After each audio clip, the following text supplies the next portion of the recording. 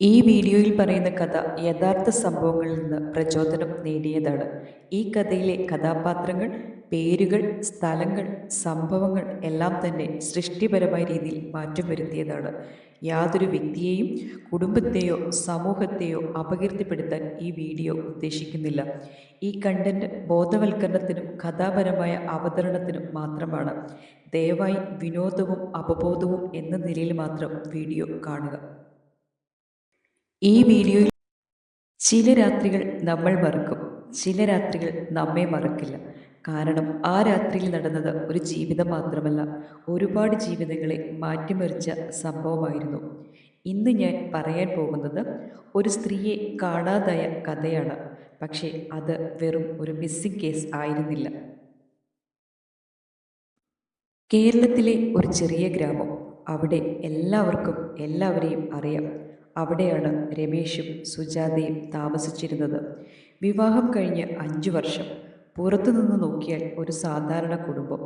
രമേശ് ഒരു പ്രൈവറ്റ് സ്ഥാപനത്തിൽ ജോലി ചെയ്യുന്നു. ഭാര്യ സുജാത വീട്ടമ്മയാണ്. അയൽവാസികൾക്ക് വലിയ വഴക്കുകളോ പ്രശ്നങ്ങളോ ഉള്ളതായി ശ്രദ്ധയിൽപ്പെട്ടില്ല. പക്ഷേ വീടിനുള്ളിൽ ചില പ്രശ്നങ്ങൾ ഉണ്ടായിരുന്നു. ആ ദിവസം രാത്രി 8 മണി. അവർ ഒരുമിച്ച് ഭക്ഷണം കഴിച്ചു. 9 മണിക്ക് ശേഷം വീട്ടിൽ ചെറിയ വാക്കേറ്റം. എന്തിനായിരുന്നു ആ വഴക്കെന്ന് ആർക്കും കൃത്യമായി അറിയില്ല. പക്ഷേ രാത്രി 11:47 പോലീസ് സ്റ്റേഷനിലേക്ക് ഒരു ഫോൺ കോൾ എത്തി. സർ, എൻ്റെ ഭാര്യയെ കാണാനില്ല. വിളിച്ചത് രമേശായിരുന്നു. അയാളുടെ ശബ്ദത്തിൽ ഭയവും ആശങ്കയും. പോലീസ് ചോദിച്ചു, മുമ്പ് ഇങ്ങനെ പോയിട്ടുണ്ടോ? ഉണ്ട്, ചിലപ്പോൾ അമ്മ വീട്ടിലേക്ക് പോകാറുണ്ട്. അങ്ങനെ ഒരു മിസ്സിംഗ് കേസ് രജിസ്റ്റർ ചെയ്തു. അടുത്ത ദിവസം രാവിലെ വീടിന് പിന്നിൽ ഒഴിഞ്ഞ കിണറിനടുത്ത് ഒരു ചെരുപ്പ്. അത് സുജാതയുടെ ചെരുപ്പായിരുന്നു. ഇത് കണ്ടതോടെ പോലീസിന്റെ മനസ്സിൽ സംശയം. വീട്ടിൽ പരിശോധന നടത്തി. കിടപ്പുമുറി വളരെ വൃത്തിയായിരിക്കുന്നു. പക്ഷേ അടുക്കളയിലെ മാലിന്യക്കുപ്പയിൽ രക്തക്കറകളുള്ള ഒരു തുണി. രമേശിനോട് ചോദിച്ചു എന്താണ് പറ്റിയതെന്ന്. ഒരു ചെറിയ മുറിവ് പറ്റിയതാണെന്ന് അയാൾ മറുപടി പറഞ്ഞു. ഇത് ഒരു ചെറിയ മുറിവിൻ്റെ രക്തമല്ല എന്ന് അന്വേഷണ ഉദ്യോഗസ്ഥർക്ക് മനസ്സിലായി.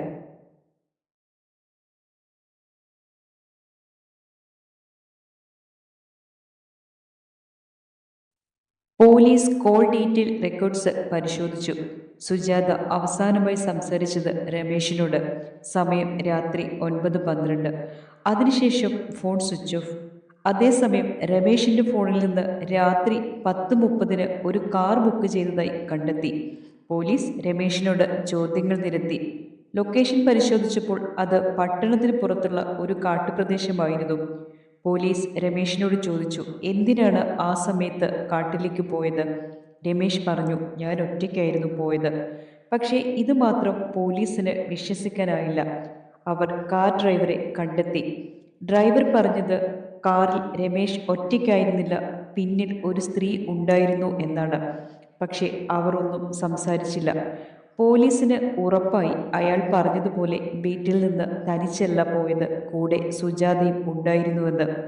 അവിടെ നിന്ന് ഈ കേസ് മുഴുവനും മാറി.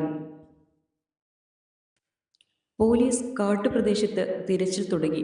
2 ദിവസം കഴിഞ്ഞും ഒന്നും കണ്ടെത്താനായില്ല. മൂന്നാം ദിവസം കാട്ടിനുള്ളിൽ ഒരു ശരീരം. അത് സുജാതയുടേതായിരുന്നു.